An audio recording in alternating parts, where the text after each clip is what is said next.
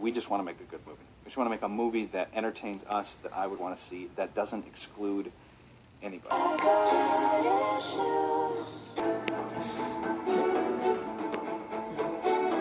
Maybe it's the way you're dressed.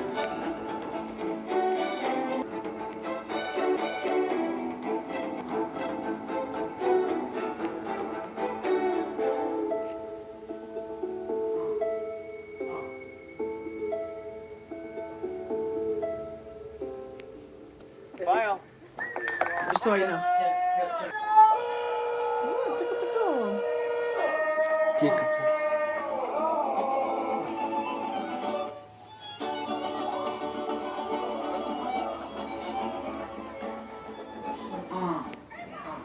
Casting goes, my approach was first, because so much believability will come out of what's really ability, will come out of what.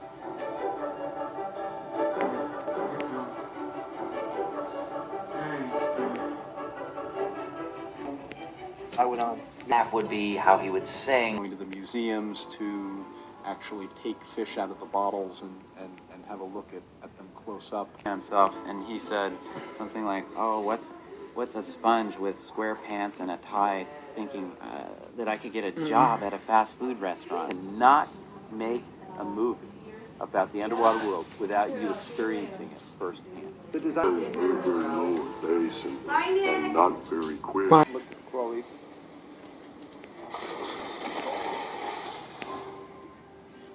It was spectacular. Just experiencing the reality of a world like that has an enormous psychological impact and an impact inevitably on the work you begin to create. People came back just for these. Neptune is somewhat, I would say, old-fashioned.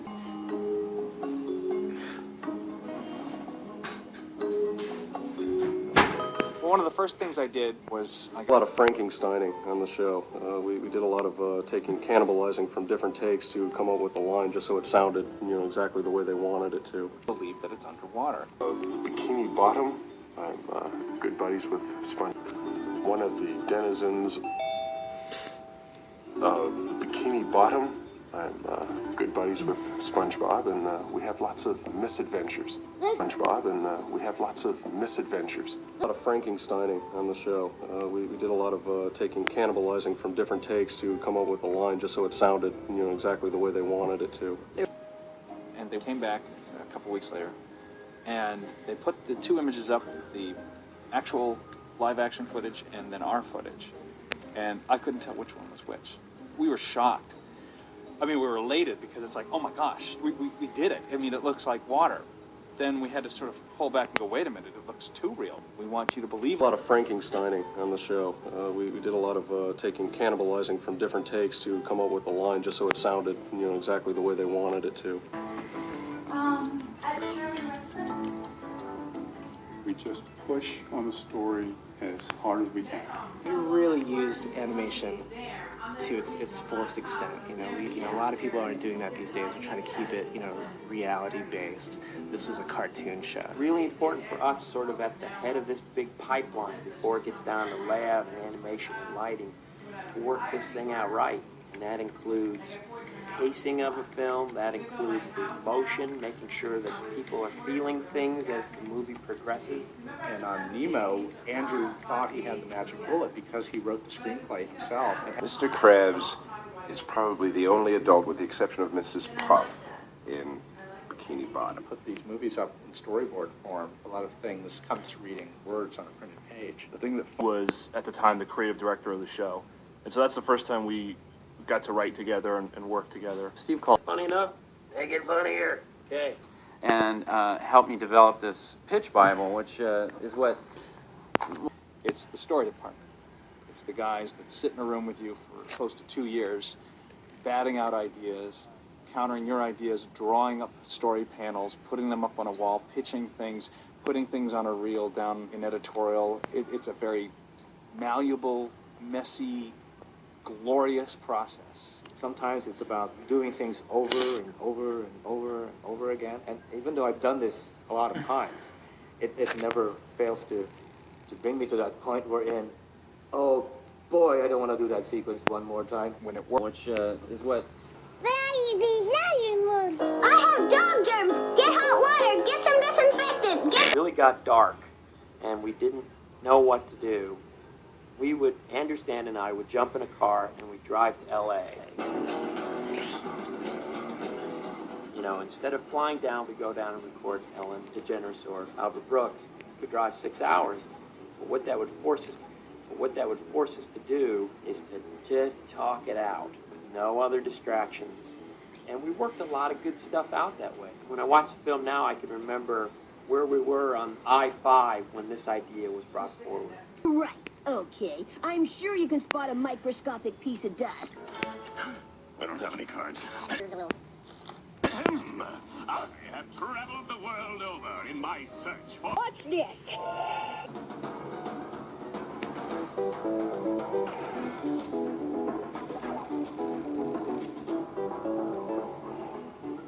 We cut the boards together with dialogue, temp music, temp sound effects. It's very important that the experience of viewing the story reels for the audience is going to approximate the experience of viewing the finished film. And from one end of the town to the other, warning everyone, the sky is falling, the sky is falling, the sky is falling. He told Goosey Lucy and Drakey Lakey, Foxy Loxy and Ducky Lucky. Townsfolk realized what has happened. They laughed and laughed and laughed. A lot of time, it's been years, in fact. Hi, I'm Randy Fulmer, producer, entertaining template for the movie. The voices and the story and the storyboard is done. Hey! We have decided to accept.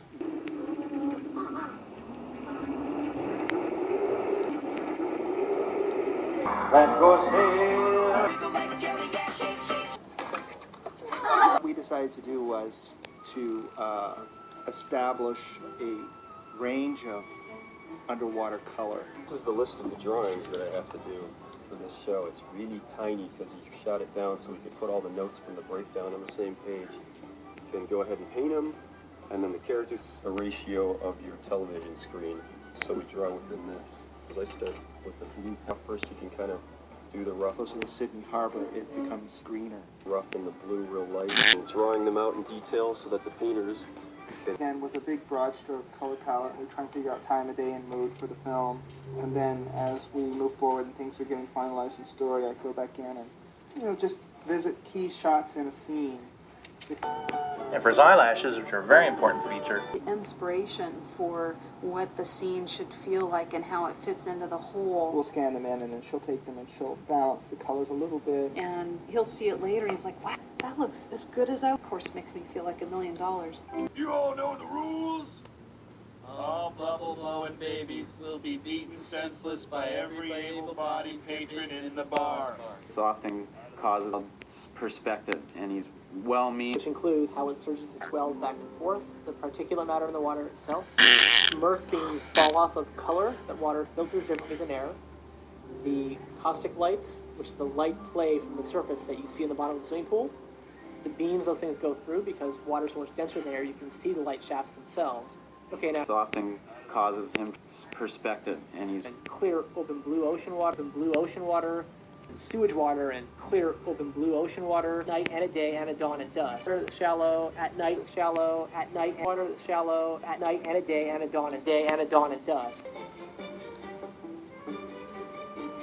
If you look at fish, it's amazing how little we did have to caricature them, because they're so wild in their shapes and forms. I knew it! SpongeBob. But there are some things you just have to do in order to act that fish don't do. Real fish have the eyes on the side of the head. They don't have eyelids. They don't. And so I just put everything up in the nose and gave him the oh please attitude, and well, there it was. And everything that the animators put in there. We looked at how dogs that the animators are going to want to put in to talk and emote, and looked at how dogs emote. The subtle movements of their eyebrows is enough to emote like sadness or happiness. Neutral. Excited. Stern. Sad. And it's the same thing with these fish designs. We put enough eyebrow mask in there to really get the nuances of emotion. I basically now have to flesh that design out. All about her mouth.